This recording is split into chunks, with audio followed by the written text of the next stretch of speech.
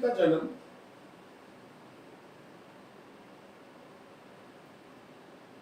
रविवार दिनांक 1/11/1908 को 1/11/1908 को दोपहर 12:11 थिरुवेरू, तमिलनाडु। थिरुवेरू एक जगह का नाम है, थिरुवेरू। अगर लॉन्गिट्यूड लैटिट्यूड लिखना चाहते हैं तो आप लिख सकते हैं। जो लॉन्गिट्यूड है 10-18 नॉर्थ, 79-15 ईस्ट, ये तमिलनाडु में पड़ती है थिरुवेरू जगह। तिरुपल्ली के सेंट जोसेफ कॉलेज में, तिरुपल्ली के सेंट जोसेफ कॉलेज में अपनी शिक्षा पूर्ण कर तमिलनाडु सरकार में हेल्थ विभाग में 14/7/1927 को 14/7/1927 को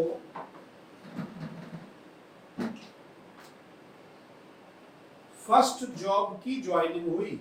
श्री कृष्णमूर्ति जी का ज्योतिष में रुचि उनके बचपन से ही देखने को मिलती थी।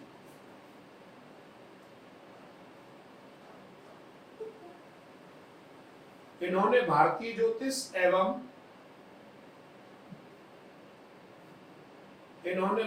ज्योतिष एवं पाश्चात्य ज्योतिष का गहन अध्ययन करने के बाद, भारतीय ज्योतिष और पाश्चात्य ज्योतिष जो हमारी न्यूमरोलॉजी पर आधारित होती है वो भी पाश्चात्य ज्योतिष बोली जाती है। गहन अध्ययन करने के बाद भारतीय ज्योतिष में जो सिद्धांत फलित की दृष्टि से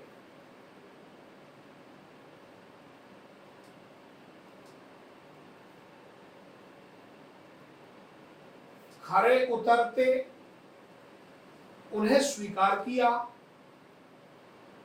जो भारतीय ज्योतिष के अंदर जो सिद्धांत थे, जो फलित ज्योतिष में वो खरे उतरते थे, उनको तो उन्होंने स्वीकार किया और अपनी पद्धति में, अर्थात जो उन्होंने हमें केपी कृष्णमूर्ति पद्धति दी, अपनी पद्धति में फलित सिद्धांतों में समावेश करके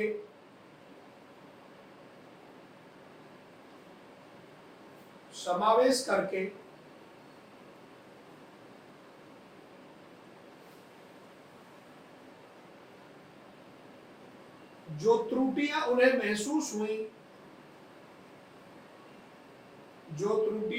महसूस हुई और बिखरी हुई कड़ियों को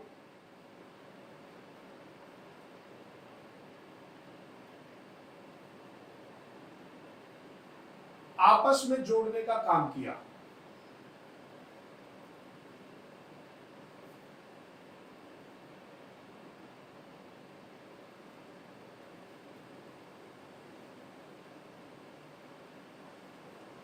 महर्षि पाराशर के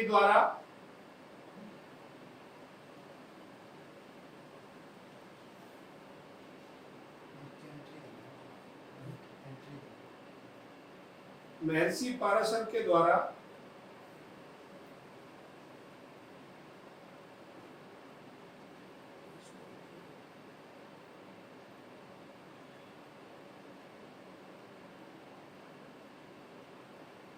चंद्रमा जिस राशि में स्थित होता था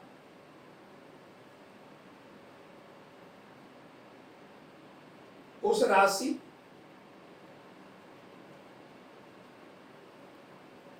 उसके स्वभाव का प्रभाव बहुत अधिक होता था।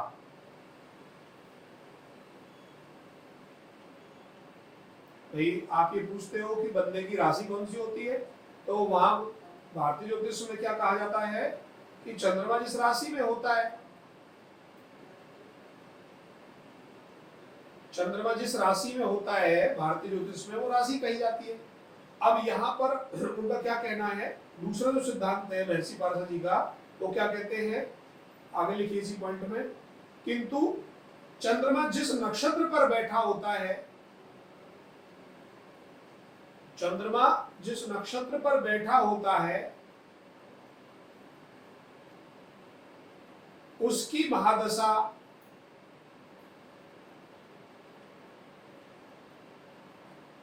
एवं जो नक्षत्र नवांश होता है, हम लिख लें इस बात को, एवं जो नक्षत्र नवांश होता है उसकी अंतरदशा होती है।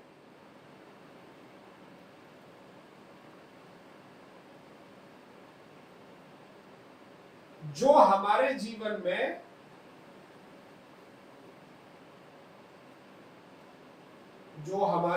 में फलादेश के सिद्धांतों में विशेष स्थान रखती है।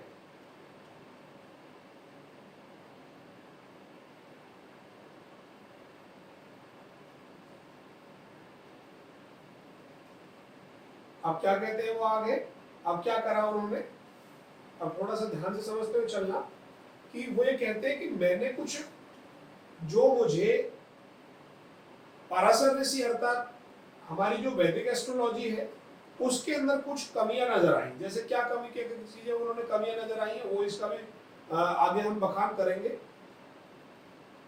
और उन्हें अपनी समझ के अनुसार जो चीजें जोड़ने को सही लगे, उनके रिजल्ट सही आए, उन्होंने भारतीय ज्योतिष में उन चीजों को जोड़ दिया।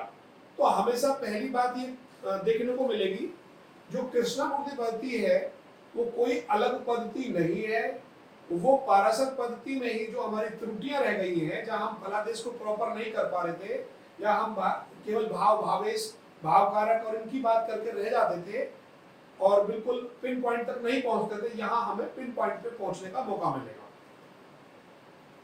अब इन्होंने पिन पॉइंट पे पहुंचाने के लिए क्या क्या नियमों को कैसे डेवलप करा है, तो अब नियम नंबर 1 ये बता रहे हैं कि उन्होंने कैसे क्या करा। आगे लिखिए, विंशोत्तरी दशा के नियमों पर आधारित नियम पाराशर ऋषि ने जो हमें विंशोत्तरी दशा के नियम दिए हैं, उसी नियम के आधार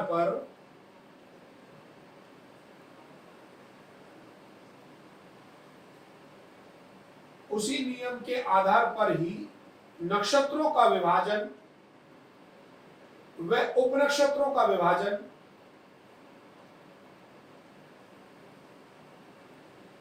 करके उसे फलादेश में शामिल किया। नक्षत्र और उपनक्षत्रों का विभाजन कैसे किया है वो मैं अभी आपको यूनिवर्सल टेबल के माध्यम से बताने वाला हूं, इससे जस्ट अगली पॉइंट में।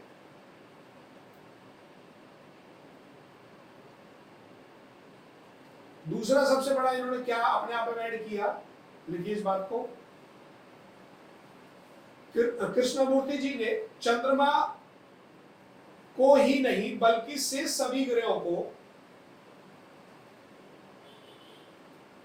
हम भारतीय ज्योतिष में क्या करते हैं, केवल ये देखते हैं चंद्रमा आपका कौन से नक्षत्र पे है, केवल इतना देखते हैं और उसकी हमें दशा मिल जाती है। तो इन्होंने क्या करा, इन्होंने बड़ा क्लियर लिखा है, कृष्णमूर्ति जी ने चंद्रमा को ही नहीं बल्कि शेष सभी ग्रहों की स्थिति नक्षत्र व उपनक्षत्र व उप नक्षत्र में बांट दी।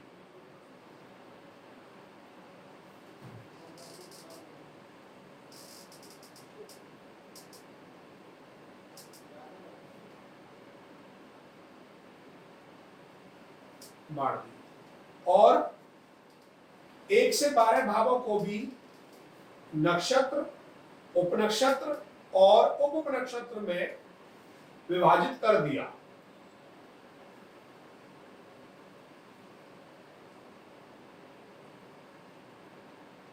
नक्षत्र उपनक्षत्र और उप उप नक्षत्र।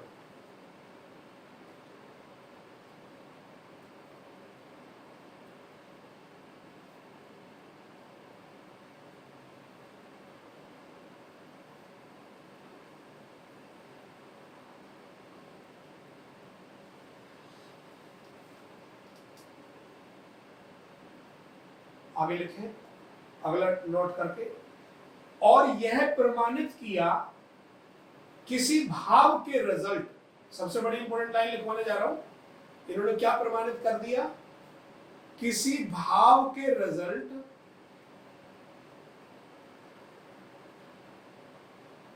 उपनक्षत्र देता है। इन्होंने क्या सिद्ध कर दिया कि जो हमारे 1 से 12 भाव होते हैं, उन 1 से 12 भावों का जो परिणाम है वो उपनक्षत्र देता है।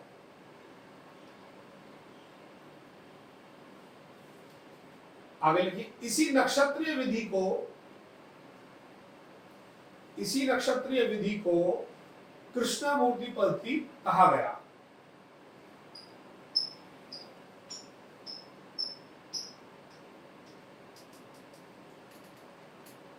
सत्ताईस नक्षत्रों के ही, जो हमारे टोटल 27 नक्षत्र हैं, इन्हीं 27 नक्षत्रों के ही 249 उपनक्षत्र बनते हैं।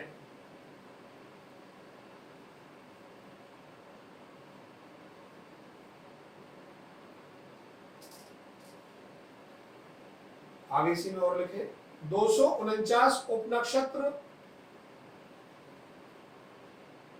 किसी नंबर के आधार पर कृष्ण कुंडली से सटीक फलादेश विधि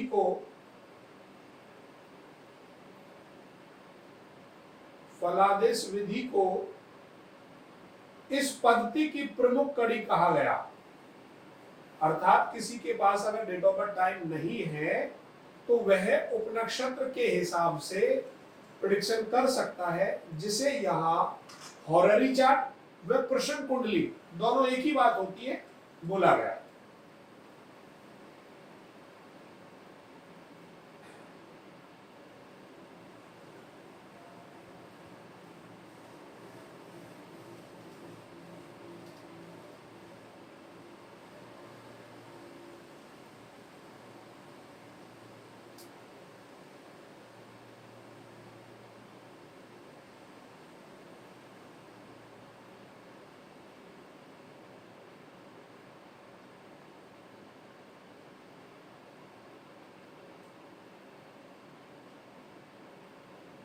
आगे लिखिए, थोड़ा सा और इनके बारे में बता देता हूं।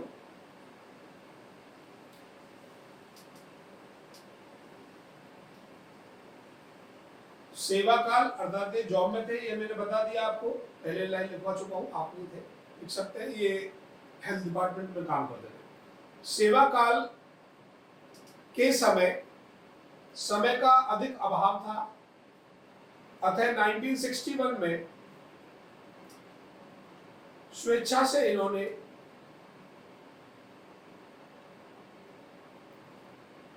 जॉब को छोड़ दिया। 19 सितंबर 1961 को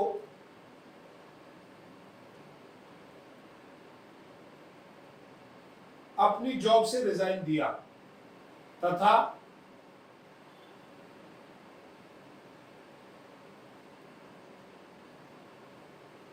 ज्योतिष में, अब यहां से जो वर्ड पढ़ा है वो ज्योतिष हट के जगह जहां भी बोलेंगे नक्षत्रीय ज्योतिष पढ़ गया, तो उन्होंने नक्षत्र पे गणना की केवल। नक्षत्रीय ज्योतिष में पूर्ण समय देते हुए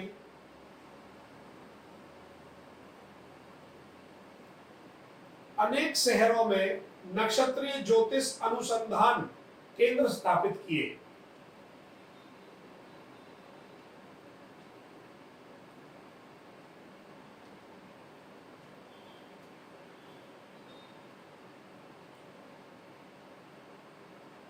इनकी एक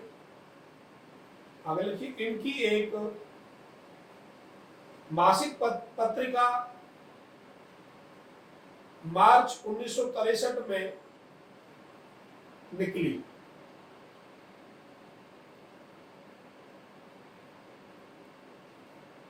जिसका नाम था एस्ट्रोलॉजी एंड ऑथरिस्ट। एस्ट्रोलॉजी एंड ऑथरिस्ट। इन्होंने क्या क्या चीजों पे काम किया ये भी लिखिए इसके अंदर।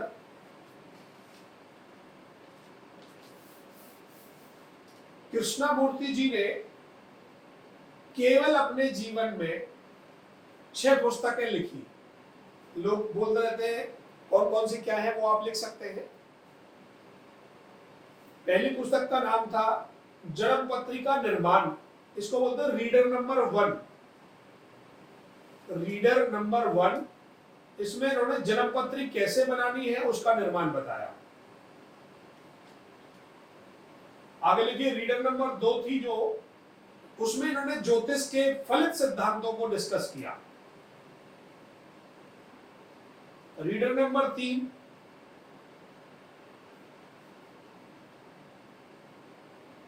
फलित ज्योतिष एवं नक्षत्र विभाजन। फलित ज्योतिष एवं नक्षत्र विभाजन।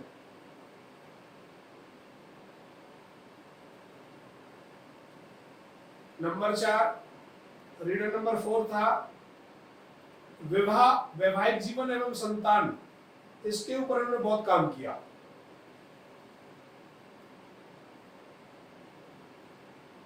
और रीडर नंबर जो 5 है गोचर के ऊपर है पूरा, ट्रांजिट। रीडर नंबर 6 थी लास्ट जो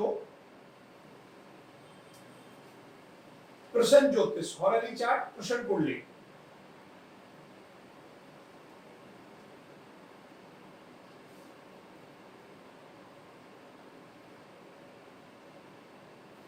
आगे लिखिए महाराष्ट्र के गवर्नर 26/6/1970 को इनके शोध के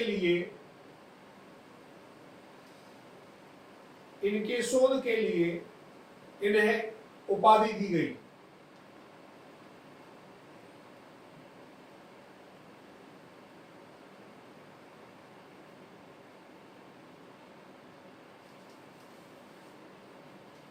अब जो थोड़ा बहुत ड्रॉबैक था वो बताता हूं उनके पास क्या दिक्कत आई। लिखिए थोड़ा इसे भी लिख लीजिए जिससे आपको समझ में आए। ये सभी पुस्तकें एवं मासिक पत्रिकाएं केवल और केवल अंग्रेजी में उपलब्ध हैं, जिनका अनुवाद किसी अन्य भाषा में उपलब्ध नहीं है। अब होता क्या था, सारी चीजें इंग्लिश में होने के कारण नॉर्थ वाले बंदों को प्रॉब्लम थी।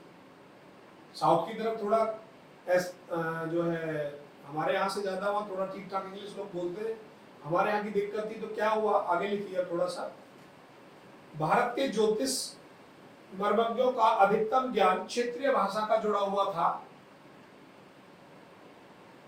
ज्यादातर ये कहना चाह रहे भारतीय ज्योतिष में जो सेवा दे रहे लोग थे उस समय पर और आज भी, वो अपना क्षेत्रीय भाषा का ज्ञान ज्यादा जुड़ा होता था या संस्कृत से ज्यादा जुड़ा होता था। तो कृष्णमूर्ति के साहित्य अंग्रेजी में होने के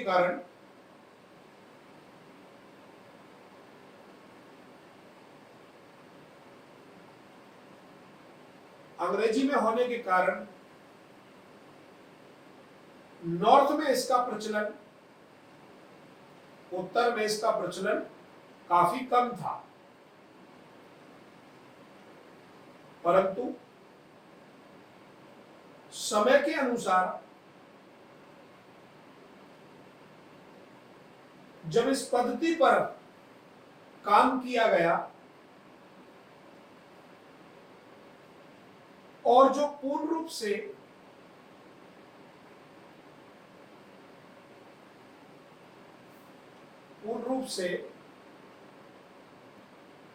फलित सिद्धांतों, फलित सिद्धांतों एवं भारतीय ज्योतिष की कमियों को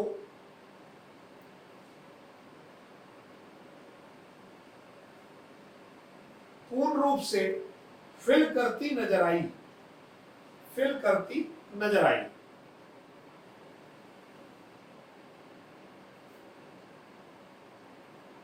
और उत्तर में भी इसका प्रचार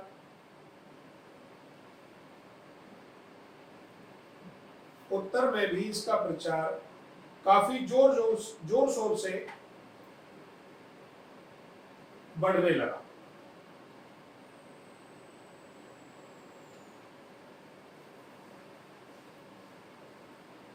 आगे बस लास्ट कर दीजिए, इसका एंड कर देते हैं।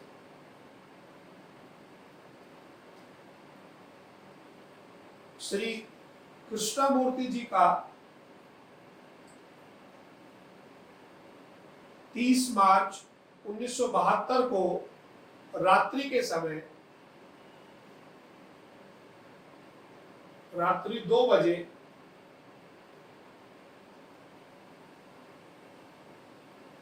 शनि की महादशा और राहु की अंतरदशा में स्वर्गवास हुआ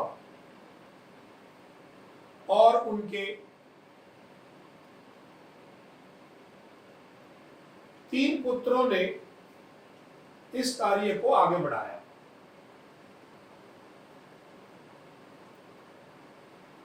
तो हम जो केपी जी के बारे में जो बताने जा रहे थे, थोड़ी बहुत बातचीत, हमारा ये विषय था, मैंने क्यों बताई है कि हम पूरा इसका सिद्धांत पढ़ लेते हैं और उसके बावजूद हमें उनके बारे में ज्यादा नहीं पता होता, कि हमें थोड़ा बहुत आइडिया होना चाहिए कि हम पढ़ क्या रहे हैं, कि उन्होंने इसको घटित किया, क्या इसके अंदर प्रॉब्लम से आई, क्या दिक्कत थी, कैसे घटना को घटित निकाला गया, ये जनरल बातें थी। अब आगे लिखिए, अगला जो हेडिंग डाल लीजिए, अब कृष्णमूर्ति में नक्षत्र विभाजन।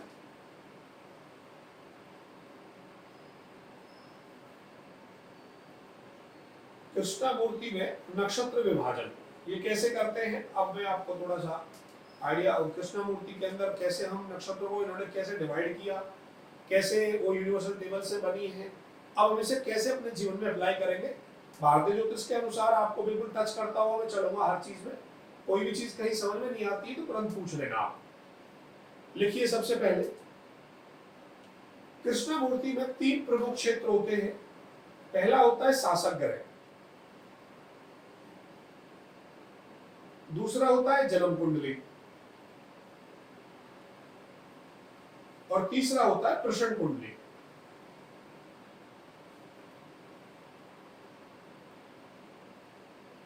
शासक ग्रह इस पद्धति के गोल्डन की कहा जाती है। इस पद्धति की जो सबसे सुनहरी चाबी है, गोल्डन की है, वो है केपी, सॉरी आरपी। आरपी बोले तो रूलिंग प्लेनेट, शासक ग्रह। अब टोटल क्या करना है, पहले इसको समझ लीजिए। हमारी टोटल कितनी राशियां हैं सर? 12 राशियां हैं। अब 12 राशियां हैं और जो टोटल हमारा यूनिवर्स है जिसमें हम काम कर रहे हैं उसे 360 माना गया है।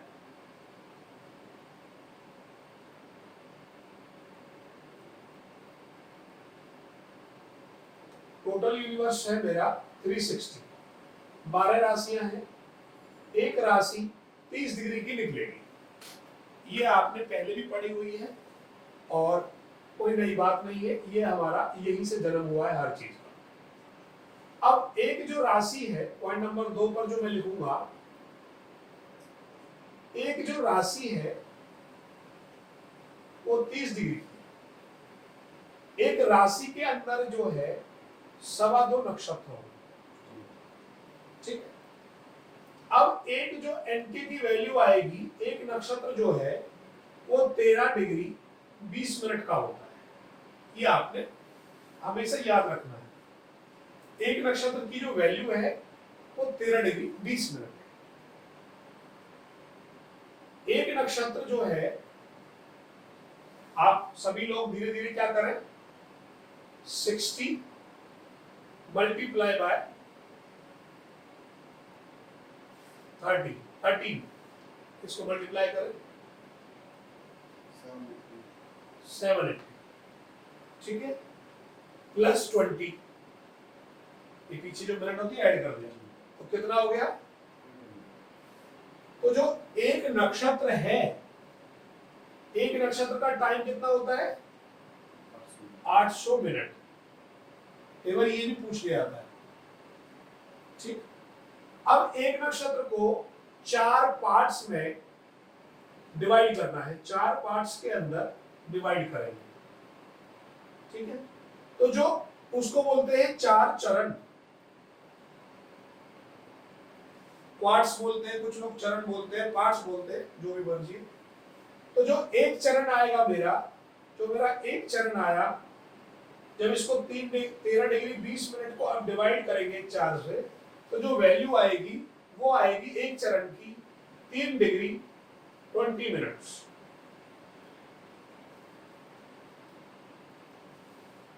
यहां तक सभी को क्लियर होना चाहिए।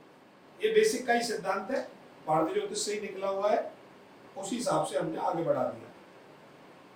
अब करना क्या है, अब जिस बात पे मैं आपको लेके जाने वाला हूं, उस बात को समझना है कि यहां तक डिवाइडेशन जो है ये हमें मिला हुआ था भारतीय ज्योतिष। अब होता क्या है, जब हम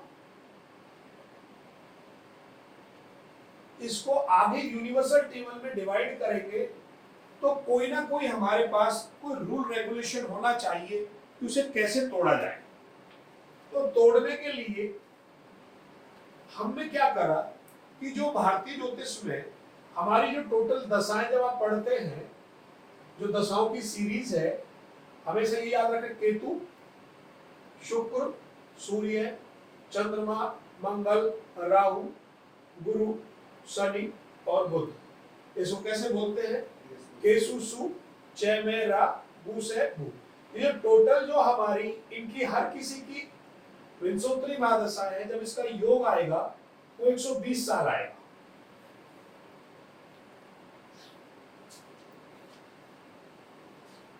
और सबसे पहले आपको बता भी देता हूं, जो केतु है हमारा वो 7 साल के लिए होता है, इसकी जो महादशा है केतु की 7 साल के लिए है।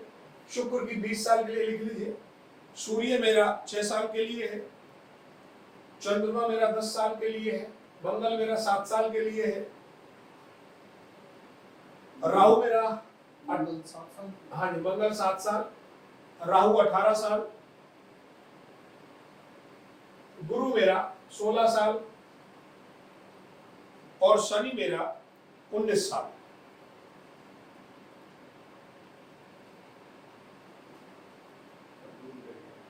तो 17 बुध रह गया 17 साल। अब होता क्या है, ये जो टोटल मेरा आया, इसका 120 साल मेरे विंशोत्तरी महादशा के बने। क्लियर है? अब इस विंशोत्तरी जो महादशा है मेरी, जो हमें महर्षि पाराशर ने ये साल दिए, ये एक प्लेनेट इतने साल तक एक महादशा भोगता है, अर्थात केतु की महादशा 7 साल की, शुक्र की 20 साल की। इन महादशाओं में जो आपस में इन्होंने स्पेस ले रखा है, उसी स्पेस के आधार पर मैंने नक्षत्रों का विभाजन किया, नक्षत्रों का विभाजन किया है। क्लियर? अब कैसे